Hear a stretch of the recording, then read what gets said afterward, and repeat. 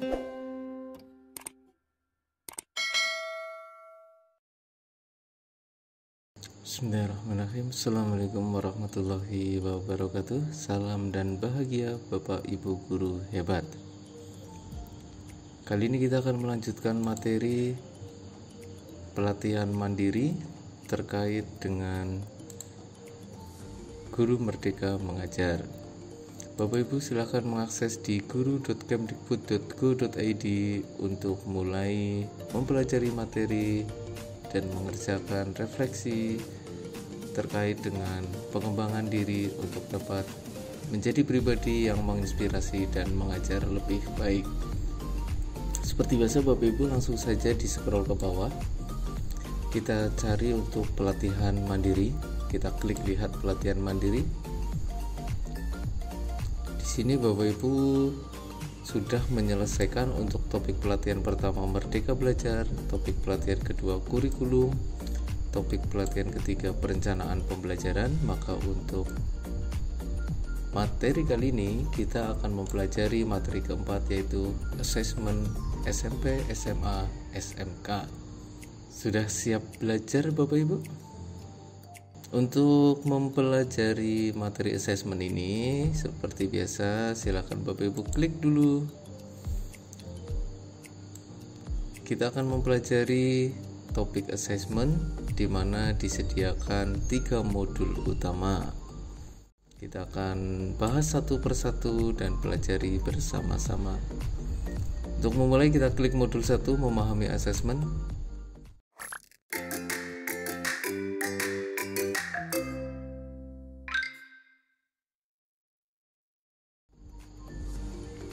Kita klik belajar materi.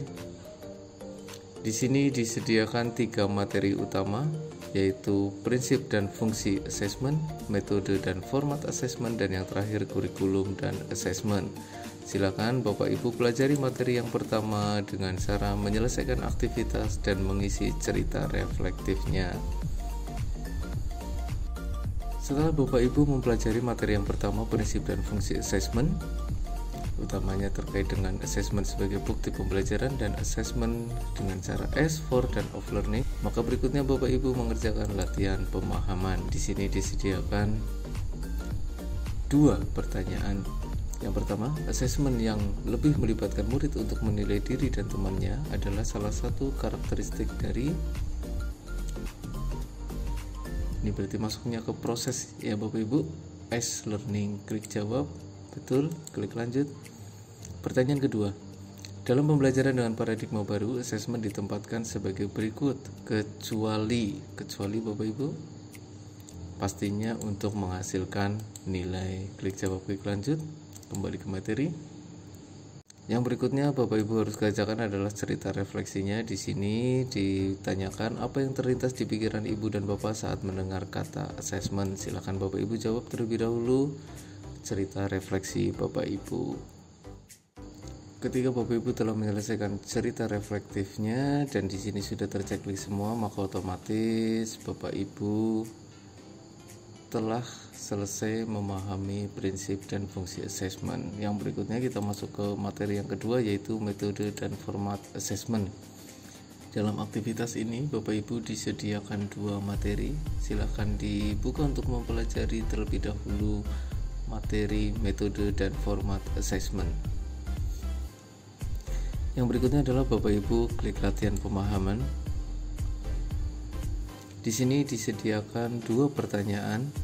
Yang pertama, project adalah salah satu bentuk asesmen dengan teknik pastinya performa. Klik jawab, klik lanjut. Pertanyaan kedua, berikut yang bukan termasuk dalam format asesmen alternatif adalah pastinya pilihan ganda. Klik jawab, klik lanjut. Selamat, Bapak Ibu telah dianggap memahami materi, metode, dan format asesmen. Klik kembali ke materi. Yang berikutnya harus Bapak Ibu lakukan adalah mengisi cerita reflektifnya. Baiklah Bapak Ibu, ketika Bapak Ibu telah menyelesaikan cerita refleksi untuk materi kedua metode dan format asesmen, maka yang berikutnya kita akan mempelajari materi ketiga, yaitu kurikulum dan asesmen. Silakan Bapak Ibu klik untuk menonton videonya. Yang berikutnya kita kerjakan latihan pemahaman. Di sini disediakan satu pertanyaan saja. Salah satu cara melibatkan murid secara aktif dalam asesmen adalah dengan mengajak murid untuk melakukan penilaian diri, melakukan penilaian antar teman, membuat checklist. Maka jawabannya adalah semua benar. Klik jawab. Klik lanjut. Selamat, Bapak Ibu dianggap telah mempelajari materi yang ketiga, yaitu kurikulum dan asesmen. Kita klik kembali ke materi. Yang berikutnya adalah Bapak Ibu tuliskan refleksinya. Di sini disediakan pertanyaan. Apa pandangan baru yang Ibu dan Bapak Guru dapatkan setelah menyimak video ini? Silakan Bapak Ibu ketikkan terlebih dahulu. Ketika Bapak Ibu telah menyelesaikan seluruh materi yang ada di modul 1 memahami asesmen, maka yang berikutnya Bapak Ibu adalah mengerjakan post testnya. Langsung saja kita kerjakan Bapak Ibu. Kita klik terlebih dahulu. Di sini disediakan pedoman pengerjaan. Klik mulai kerjakan post test. Disediakan 12 pertanyaan. Pertanyaan pertama, asesmen sebagai proses belajar bertujuan untuk, sudah pasti, sarana refleksi bagi murid terkait pencapaian diri terhadap capaian pembelajaran. Kita klik selanjutnya. Pertanyaan nomor 2, perhatikan pernyataan di bawah ini. Yang pertama, untuk mengetahui sejauh mana kemampuan dan pemahaman diri terkait materi tertentu. Yang kedua, untuk merencanakan perbaikan proses pembelajaran selanjutnya. Yang ketiga, untuk mengetahui sejauh mana ketercapaian tujuan pembelajaran pada periode tertentu. Yang keempat, untuk mengetahui nilai capaian belajar anak. Yang kelima, untuk mengetahui kekuatan kelemahan belajar setiap individu. Dan yang keenam, untuk merencanakan pola pendampingan belajar yang perlu dilakukan. Fungsi asesmen sumatif. Sumatif Bapak Ibu berarti yang merencanakan perbaikan proses dan mengetahui sejauh mana ketercapaian. 2 dan 3 otomatis yang B. Klik selanjutnya. Pertanyaan nomor 3, Pak Ian ingin mengetahui pencapaian hasil belajar muridnya di materi IPA. Ia juga ingin melihat kekuatan dan kelemahan belajar pada murid. Manakah asesmen di bawah ini yang dapat dilakukan oleh Pak Ian? Maka jawabannya yang mana Bapak Ibu? Murid melakukan penilaian diri sendiri terkait penguasaannya terhadap materi IPA, kemudian Pak Ian membacakan hasil penilaian diri tersebut. Kita klik selanjutnya. Pertanyaan nomor 4, asesmen hanya digunakan sebagai salah satu bukti atau informasi untuk memahami proses pembelajaran yang telah berlangsung. Otomatis pasti salah. Klik selanjutnya. Pertanyaan nomor 5, perhatikan pernyataan di bawah ini. Dapat digunakan sebagai umpan balik perbaikan pembelajaran, dapat digunakan untuk memetakan perkembangan proses belajar murid, digunakan sebagai alat untuk menentukan kualitas guru, digunakan untuk bahan evaluasi diri guru, digunakan untuk mengetahui hasil belajar murid pada akhir proses pembelajaran saja. Pernyataan yang tepat terkait fungsi asesmen. Fungsi asesmen Bapak Ibu berarti sebagai umpan balik, memetakan perkembangan, dan juga digunakan untuk bahan evaluasi diri guru dalam meningkatkan mutu pembelajaran. Maka sudah pasti yang 1, 2, 4C. Klik selanjutnya. Pertanyaan ke-6, dalam melakukan penilaian hasil belajar pada murid, Pak Adit menggunakan tes tertulis sebagai satu-satunya alat ukur. Berdasarkan prinsip penilaian yang dilakukan Pak Adit tidak sesuai dengan prinsip, pastinya adil. Karena prinsipnya hanya ada adil, proporsional, valid, dan reliable. Klik selanjutnya. Pertanyaan ke-7, peran asesmen dalam implementasi kurikulum di kelas adalah pastinya membantu guru menentukan strategi pembelajaran selanjutnya. Klik selanjutnya. Pertanyaan nomor 8, pernyataan yang benar mengenai kriteria ketercapaian tujuan pembelajaran adalah bahwa kriteria ketercapaian tujuan merupakan sumber informasi bagi guru untuk menentukan tindak lanjut penyesuaian pembelajaran sesuai kondisi murid. Klik selanjutnya. Pertanyaan nomor 9, Pak Dence adalah seorang guru baru. Ia masih kesulitan memahami kaitan antara CP dan TP dalam kurikulum dengan asesmen. Pak Dence menuliskan langkah-langkah agar dapat membantu ia memahami. menelaah capaian pembelajaran, menurunkan capaian pembelajaran menjadi ATP dan TP, melakukan asesmen. Indikator asesmen diturunkan menjadi kriteria ketercapaian TP, menurunkan TP menjadi indikator asesmen, mendiagnosis penguasaan murid dengan bantuan kriteria ketercapaian TP, dan yang terakhir menentukan intervensi pembelajaran yang sesuai. Langkah-langkah yang tepat sesuai urutannya tadi sudah dibahas di video Bapak Ibu, bahwa yang benar adalah yang D. Klik selanjutnya. Pertanyaan nomor 10. Asesmen yang dilakukan pada awal pembelajaran untuk mengetahui kapasitas murid di kelas adalah di awal Bapak Ibu, maka pasti diagnostik. Klik selanjutnya. Pertanyaan nomor 11. Bu Alda akan melaksanakan tes untuk kemampuan menulis cerpen. Untuk tes tersebut, sebaiknya Bu Alda menggunakan instrumen asesmen rubrik karena jelas pengaturannya dan penilaiannya. Klik selanjutnya. Pertanyaan terakhir.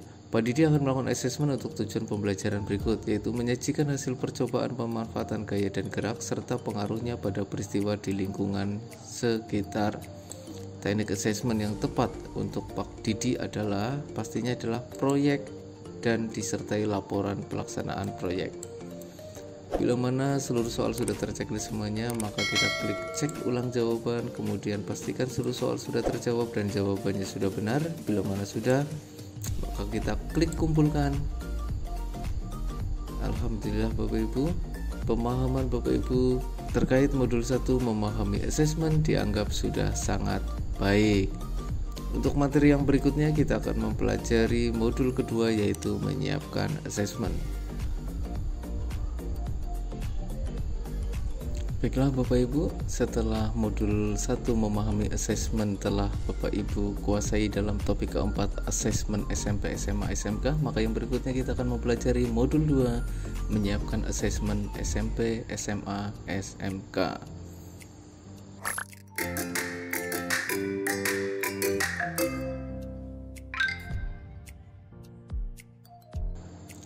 Untuk mempelajari materi modul 2 ini silahkan Bapak Ibu klik terlebih dahulu dan kita belajar materinya terlebih dahulu. Silahkan Bapak Ibu pelajari untuk materi 1 asesmen diagnostik.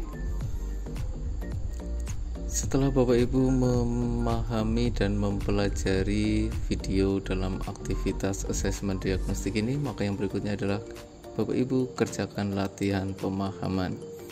Disediakan satu pertanyaan. Waktu yang tepat untuk melaksanakan asesmen diagnostik adalah di awal tahun, di awal semester, di awal materi, maka pasti semua benar. Klik jawab, klik lanjut. Selamat. Bapak Ibu telah menyelesaikan materi asesmen diagnostik. Kita klik kembali ke materi, kemudian silahkan isikan cerita refleksi. Di mana di sini ditanyakan, Ibu dan Bapak Guru pernahkah gagal membuat murid memahami pelajaran tertentu? Bagaimana ceritanya? Kira-kira apa pelajaran yang bisa diambil dari kejadian tersebut? Silakan Bapak Ibu isikan terlebih dahulu. Setelah Bapak Ibu menyelesaikan materi pertama asesmen diagnostik, maka yang berikutnya kita coba mempelajari materi yang kedua, yaitu menyiapkan instrumen asesmen. Silahkan Bapak Ibu buka dan pelajari aktivitas yang ada terlebih dahulu. Setelah Bapak Ibu mempelajari aktivitas yang ada, maka yang berikutnya adalah latihan pemahaman. Diberikan 2 pertanyaan. Yang pertama, berikut yang bukan bagian esensial dalam tabel rubrik adalah rencana tindak lanjut. Klik jawab, klik lanjut. Pertanyaan kedua, lembar amatan berfungsi untuk mengamati keterampilan yang juga dapat diukur melalui penugasan atau tes. Maka jawabannya salah. Klik jawab, klik lanjut. Selamat Bapak Ibu dianggap telah memahami untuk materi kedua, yaitu menyiapkan instrumen asesmen. Kita klik kembali ke materi. Yang selanjutnya harus Bapak Ibu lakukan adalah menuliskan cerita refleksi, di mana di sini ditanyakan ketika sedang belajar bersama murid di kelas, hal apa yang membuat Ibu dan Bapak Guru tersenyum. Silakan Bapak Ibu ceritakan terlebih dahulu refleksi Bapak Ibu. Setelah Bapak Ibu menyelesaikan modul 2 terkait dengan menyiapkan instrumen asesmen, maka yang berikutnya kita klik kembali ke materi untuk mengerjakan soal post-test terkait dengan modul menyiapkan assessment. Langsung saja Bapak Ibu, kita klik kerjakan post-test. Akan ditampilkan pedoman mengerjakan post-test. Kita klik saja mulai kerjakan post-test. Disediakan 9 pertanyaan. Pertanyaan pertama, asesmen diagnostik bertujuan untuk mengidentifikasi kompetensi, kekuatan, dan kelemahan murid. Jawabannya benar. Klik selanjutnya. Soal nomor 2, ingatlah kembali cerita Pak Doni dengan asesmen diagnostiknya. Misalnya ada kelompok murid yang tergolong mahir, tindakan apakah yang bisa Pak Doni lakukan untuk murid tersebut? Maka sudah pasti adalah memberikan tantangan atau kegiatan pengayaan yang sesuai. Klik selanjutnya. Pertanyaan nomor 3, perhatikan beberapa tahapan penyusunan asesmen diagnostik berikut. Melaksanakan asesmen, menganalisis rapor murid sebelumnya, mengidentifikasi kompetensi, menggunakan data hasil asesmen untuk merencanakan pembelajaran, menyusun instrumen asesmen untuk mengukur kompetensi, menggali informasi tentang murid, seperti latar belakang, keluarga, motivasi, dan seterusnya. Urutan manakah yang sesuai? Maka sudah pasti dimulai dari menganalisis rapor murid, kemudian mengidentifikasi, menyusun instrumen asesmen, menggali informasi, melaksanakan asesmen, dilanjutkan dengan menggunakan data hasil asesmen untuk merencanakan pembelajaran. Maka jawabannya yang C, Bapak Ibu. Klik selanjutnya. Pertanyaan nomor 4, mengidentifikasi kemampuan prasyarat yang perlu dimiliki siswa adalah langkah pertama dalam merancang asesmen. Jawabannya salah, karena jawaban yang benar adalah menganalisis rapot sebelumnya. Klik selanjutnya.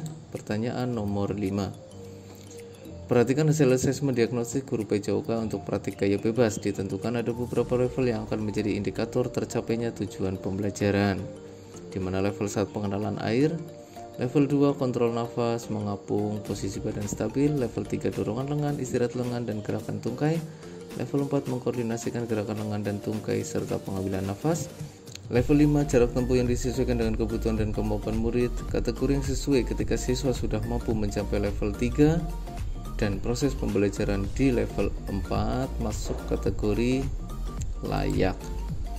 Klik selanjutnya. Pertanyaan ke-6, ingatlah kembali hasil asesmen diagnostik guru PJOK terkait praktik renang gaya bebas untuk siswa dengan tipe 1 atau masih takut air, tujuan pembelajaran yang kurang sesuai, maka sudah pasti melakukan gerakan tungkai. Ini bisa Bapak Ibu lihat di materi sebelumnya. Klik selanjutnya. Pertanyaan ke-7, hasil observasi guru terhadap murid yang berisi aneka indikator yang harus dikuasai murid dinamakan dengan lembar amatan. Klik selanjutnya. Pertanyaan 8, perhatikan pernyataan berikut. Membuat catatan yang berisi keterampilan spesifik yang perlu dikembangkan, menentukan indikator turunan dari TP, membuat pemetaan berdasarkan TP murid. Tahapan dalam menyusun lembar amatan yang benar adalah menentukan indikator, membuat pemetaan, dan yang terakhir membuat catatan. Maka pasti yang C. Klik selanjutnya. Pertanyaan terakhir, perhatikan pernyataan berikut. Menyajikan informasi yang nyata dan terkini mengenai kondisi murid. Pemetaan kemampuan yang sudah dibuat tidak dapat guru gunakan untuk tujuan pembelajaran yang berbeda. Dapat membantu guru untuk menyusun laporan perkembangan murid yang lebih bermakna. Pemetaan kemampuan yang sudah dibuat dapat guru gunakan untuk tujuan pembelajaran yang berbeda. Keuntungan menggunakan lembar amatan. Sudah pasti yang D. Yang 2 ini kurang tepat Bapak Ibu. Bila mana seluruh nomor sudah terchecklist, maka yang berikutnya harus Bapak Ibu guru lakukan adalah cek ulang jawaban. Pastikan seluruh soal sudah terjawab dan jawaban sudah benar. Yang terakhir adalah klik kumpulkan. Luar biasa, pemahaman Bapak Ibu terkait dengan modul 2 menyiapkan asesmen dinyatakan sangat baik. Kita klik kembali ke modul. Klik kembali ke topik untuk mempelajari modul ketiga, yaitu penggunaan hasil asesmen. Baiklah Bapak Ibu, untuk selanjutnya kita akan mempelajari modul ketiga, penggunaan hasil asesmen kaitannya dengan topik asesmen untuk topik yang keempat. Langsung saja Bapak Ibu, kita mulai pembahasannya.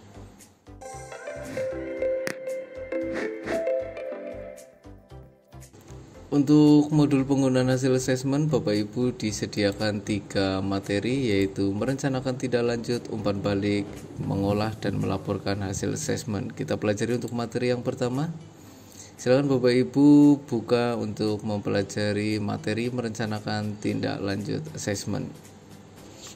Setelah Bapak Ibu menyelesaikan aktivitas yang ada dengan cara mempelajari video yang ditayangkan, yang berikutnya adalah latihan pemahaman. Kita coba kerjakan Bapak Ibu. Di sini disediakan 2 soal latihan. Yang pertama, di bawah ini yang bukan prinsip pola pikir bertumbuh adalah bahwa kecerdasan dan bakat bersifat tetap dan bawaan lahir. Klik jawab, klik lanjut. Pertanyaan kedua, salah satu bentuk tindak lanjut dari hasil asesmen adalah mengubah strategi belajar. Maka jawabannya sudah pasti benar. Klik jawab, klik lanjut. Selamat, Bapak Ibu dianggap telah memahami materi merencanakan tindak lanjut. Kembali ke materi. Yang berikutnya harus dilakukan adalah mengisikan cerita refleksi. Di sini ditanyakan, apakah Bapak Ibu guru sudah menerapkan pola pikir bertumbuh dalam diri sendiri? Ceritakan salah satunya. Silakan Bapak Ibu ketikkan cerita refleksinya terlebih dahulu. Setelah Bapak Ibu menyelesaikan aktivitas dan mengisi cerita reflektif untuk materi yang pertama, merencanakan tindak lanjut asesmen, maka yang berikutnya Bapak Ibu buka materi kedua, yaitu umpan balik. Silakan Bapak Ibu selesaikan aktivitas dan cerita refleksinya terlebih dahulu. Setelah Bapak Ibu mempelajari materi yang diberikan, maka kita coba untuk mengerjakan latihan pemahamannya. Di sini hanya disediakan 1 soal. Pertanyaannya, anak tangga terakhir pada tangga umpan balik adalah pemberian, sudah pasti apresiasi. Klik jawab, klik lanjut. Selamat, Bapak Ibu dianggap telah menyelesaikan pemahaman untuk materi kedua, yaitu umpan balik. Silakan Bapak Ibu klik kembali ke materi untuk menyelesaikan cerita reflektif dalam materi yang kedua ini. Di sini disediakan pertanyaan, umpan balik seperti apa yang pernah Ibu dan Bapak guru lakukan? Silakan Bapak Ibu ketikkan cerita refleksi Bapak Ibu terlebih dahulu. Setelah Bapak Ibu menyelesaikan aktivitas dan cerita reflektif untuk topik yang kedua, maka selanjutnya silakan Bapak Ibu klik materi yang ketiga, yaitu mengolah dan melaporkan hasil asesmen. Di sini untuk aktivitasnya disediakan beberapa video beserta contoh pengolahannya. Silakan Bapak Ibu pelajari terlebih dahulu. Setelah Bapak Ibu mempelajari aktivitas yang ada, maka berikutnya adalah kita coba mengerjakan latihan pemahaman. Di sini disediakan 4 buah soal. Soal pertama, salah satu tantangan dari cara pengolahan hasil asesmen dengan metode alternatif ke-1 adalah data angka yang dihasilkan belum tentu mencerminkan kompetensi utuh jika rubliknya tidak reliable. Maka jawabannya benar. Klik jawab, klik lanjut. Pertanyaan kedua, pengolahan hasil asesmen dengan alternatif kedua memanfaatkan keseluruhan data kuantitatif sebagai bahan rapor belajar. Data kualitatif digunakan sebagai opsional hanya jika dibutuhkan. Maka pasti salah. Klik jawab, klik lanjut. Pertanyaan nomor 3, pengolahan hasil asesmen dengan alternatif ketiga hanya menggunakan data sumatif sebagai bahan rapor belajar. Oleh karena itu, asesmen formatif tidak perlu dilakukan. Sudah pasti salah jawabannya. Klik jawab, klik lanjut. Pertanyaan terakhir, alternatif laporan belajar oleh murid yang dapat dilakukan oleh guru adalah konferensi, portofolio, pameran karya. Maka pasti semuanya benar. Klik jawab, klik lanjut. Selamat. Latihan pemahaman terkait dengan materi ketiga, yaitu mengolah dan melaporkan hasil asesmen, Bapak Ibu dianggap telah paham. Klik kembali ke materi untuk menuliskan cerita refleksinya. Di sini ada pertanyaan, apa kesulitan yang Bapak dan Ibu guru hadapi saat ini ketika melakukan pengolahan hasil asesmen dan menyusun laporan hasil belajar? Silakan Bapak Ibu isikan terlebih dahulu cerita refleksinya. Setelah Bapak Ibu menyelesaikan aktivitas dan cerita reflektif untuk materi yang ketiga, mengolah dan melaporkan hasil belajar, maka kita kembali ke materi untuk dapat mengerjakan post testnya. Jangan Bapak Ibu klik untuk mengerjakan post testnya. Baiklah Bapak Ibu, sekarang kita akan mengerjakan post test untuk modul penggunaan hasil asesmen. Langsung saja kita klik. Bismillahirrahmanirrahim. Ditampilkan pedoman mengerjakan post-test. Langsung saja Bapak Ibu klik mulai kerjakan post-test. Disediakan 11 pertanyaan. Pertanyaan pertama, seseorang yang memiliki pola pikir bertumbuh berkeyakinan bahwa kecerdasan dan bakat dapat dikembangkan seiring berjalan waktu, usaha, dan belajar yang diikuti dengan kesungguhan dan ketekunan. Maka jawabannya sudah pasti benar. Klik selanjutnya. Pertanyaan nomor 2. Perhatikan beberapa pernyataan berikut. Yang pertama, kesalahan dalam belajar itu wajar. Jika diterima, dikomunikasikan, dan dicarikan jalan keluar, maka kesalahan akan menstimulasi perkembangan otak murid. Yang kedua, belajar bukan tentang pemahaman, penalaran, penerapan, serta kemampuan menilai dan berkarya secara mendalam, tetapi tentang kecepatan. Yang ketiga, ekspektasi guru yang positif tentang kemampuan murid akan sangat mempengaruhi performa murid. Yang keempat, setiap murid itu sama, memiliki peta jalan belajar yang seragam dan perlu dibandingkan dengan teman-temannya. Yang kelima, pengkondisian lingkungan belajar fisik dan psikis di sekolah dan rumah akan mempengaruhi pencapaian hasil belajarnya. Manakah pernyataan yang kurang sesuai dalam menerapkan pola pikir bertumbuh? Kurang sesuai Bapak Ibu. Maka sudah pasti nih tentang kecepatan dan peta jalan belajar yang seragam 2 dan 4. Maka jawabannya yang B. Klik selanjutnya. Pertanyaan nomor 3. Perhatikan salah satu hasil asesmen diagnostik siswa kelas 11 pada mata pelajaran kimia di awal tahun ajaran baru berikut. Mayoritas murid sudah memahami cara jenis dan cara menuliskan reaksi kimia. Yang kedua, mayoritas murid sudah memahami teori hukum dasar kimia. Yang ketiga, mayoritas murid tidak bisa menyelesaikan studi kasus aplikasi hukum kimia dalam kehidupan sehari-hari. Manakah bentuk tindak lanjut dalam hal strategi pembelajaran yang sesuai? Bentuk tindak lanjutnya berarti ini Bapak Ibu, mengubah rencana pembelajaran di awal untuk beberapa pertemuan menjadi berfokus pada penerapan. Klik selanjutnya, pertanyaan nomor 4. Umpan balik adalah komentar atau respon terhadap karya dan proses belajar murid yang relevan dengan teknik penilaian formatif yang diberikan. Sudah pasti benar.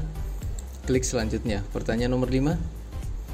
Perhatikan cuplikan percakapan guru bahasa Indonesia dan siswa berikut. Guru, menurutmu adakah yang bisa ditambahkan pada teks argumentasi buatanmu? Murid, judul. Guru, ya, menambahkan judul akan memudahkan pembaca mengetahui topik apa yang mau kamu angkat. Bagaimana dengan sumber fakta yang kamu sampaikan? Murid, oh iya benar Bu, aku lupa belum mengasih referensi. Maka tahapan yang benar adalah perhatian. Ini bisa Bapak Ibu pelajari dalam materi sebelumnya. Klik selanjutnya, pertanyaan nomor 6. Perhatikan pernyataan di bawah ini. Hindari hanya menggunakan teknik asesmen berbentuk tes tulis dan lisan. Hindari terlalu berfokus pada nilai tanpa memberikan umpan balik dan tidak lanjut. Terlalu fokus menghabiskan waktu untuk menangani administrasi dan pengolahan nilai. Tujuan pembelajaran yang dinilai secara kuantitatif perlu dipikirkan dengan seksama. Melengkapi data dengan observasi dan pemberian umpan balik. Asesmen formatif tetap dilakukan dan didokumentasikan dengan baik. Asesmen formatif tetap dapat digunakan sebagai bahan pertimbangan dalam menentukan nilai akhir. Jawaban untuk hal yang perlu diperhatikan ketika kita menggunakan data kuantitatif serta data kualitatif dari asesmen formatif dan asesmen sumatif untuk dijadikan nilai rapot adalah yang ini Bapak Ibu, 1, 2, 3, berarti yang A. Klik selanjutnya. Pertanyaan nomor 7. Perhatikan pernyataan di bawah ini. Hindari hanya menggunakan teknik asesmen berbentuk tulis dan lisan. Hindari berfokus pada nilai. Terlalu fokus menghabiskan waktu untuk menangani administrasi. Tujuan pembelajaran dinilai secara kualitatif perlu dipikirkan. Melengkapi data dengan observasi dan pemberian umpan balik. Asesmen formatif tetap dilakukan dan dikomunikasikan dengan baik. Asesmen formatif tetap dapat digunakan sebagai bahan pertimbangan. Hal yang perlu diperhatikan ketika kita menggunakan seluruh data hanya dari asesmen sumatif untuk dijadikan nilai rapot adalah yang ini, teknik asesmen berbentuk tertulis. Asesmen formatif tetap dilakukan dan didokumentasikan dan digunakan sebagai bahan pertimbangan. 167 berarti yang D. Klik berikutnya. Pertanyaan nomor 8. Perhatikan pernyataan-pernyataan di bawah ini. Masih sama Bapak Ibu. Pertanyaannya saja langsung. Hal yang perlu diperhatikan ketika kita menggunakan seluruh data kuantitatif dari asesmen formatif dan sumatif untuk dijadikan nilai rapot. Masih sama dengan soal nomor 6 sepertinya. 1, 2, 3, klik selanjutnya. Pertanyaan nomor 9. Pak Karsan adalah kepala sekolah SMP Insan Maju. Mendekati akhir semester, ia mendapati isu bahwa mayoritas orang tua dalam keterlibatan belajar anak masih rendah. Respon dalam grup chat pun rendah karena mayoritas orang tua sibuk bertani. Sebagian murid juga masih kurang inisiatif untuk berkomunikasi dengan orang tuanya mengenai hambatan belajarnya. Keterlibatan orang tua paling tinggi yaitu hanya saat pembagian rapot. Dengan kondisi seperti itu, sebaiknya apa yang paling tepat oleh Pak Karsan terapkan di sekolahnya? Maka jawabannya mengadakan konferensi belajar antar guru, murid, dan orang tua saat pembagian rapot. Klik selanjutnya, pertanyaan nomor 10. Perhatikan pernyataan di bawah ini. Melibatkan orang tua, murid, dan guru sebagai mitra, melibatkan kepala sekolah selaku pimpinan sekolah, merefleksikan nilai yang dianut oleh sekolah seperti visi, misi, atau beri sekolah, menyeluruh, jujur, adil, dan dapat dipertanggungjawabkan, memilih, menjelaskan salah satu bagian dari proses pembelajaran dengan jujur sehingga dapat dipertanggungjawabkan, jelas dan mudah dipahami oleh guru. Beberapa hal yang perlu diperhatikan agar pelaporan belajar dilakukan secara efektif. Jadi jawabannya yang benar melibatkan orang tua murid, merefleksikan nilai yang dianut oleh sekolah, visi misi budaya sekolah, dan menyeluruh jujur adil 1, 3, 4 yang A. Klik selanjutnya, pertanyaan terakhir. Perbedaan pelaporan belajar dan pelaporan hasil belajar. Tadi sudah jelas diceritakan dalam modul. Pelaporan belajar lebih banyak ke murid yang aktif, pelaporan hasil belajar lebih ke buku hasil rapot. Maka yang paling tepat ini. Pada pelaporan belajar, murid berperan lebih banyak dalam menyampaikan penyampaian diri mereka sendiri, sementara pada pelaporan hasil belajar, guru yang berperan lebih banyak. Bila mana seluruh soal sudah terchecklist, maka kita cek ulang jawaban, pastikan seluruh soal telah terjawab dan jawabannya benar. Kemudian Bapak Ibu klik kumpulkan.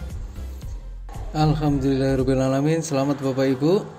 Pemahaman Bapak Ibu terkait dengan topik 4 asesmen SMP, SMA, SMK dinyatakan sangat baik. Terima kasih telah belajar bersama kami. Tetap semangat untuk berubah menjadi guru yang lebih baik lagi dalam memahami kompetensi murid-murid kita. Jangan berhenti untuk belajar. Sampai jumpa di video pembahasan berikutnya. Assalamualaikum warahmatullahi wabarakatuh.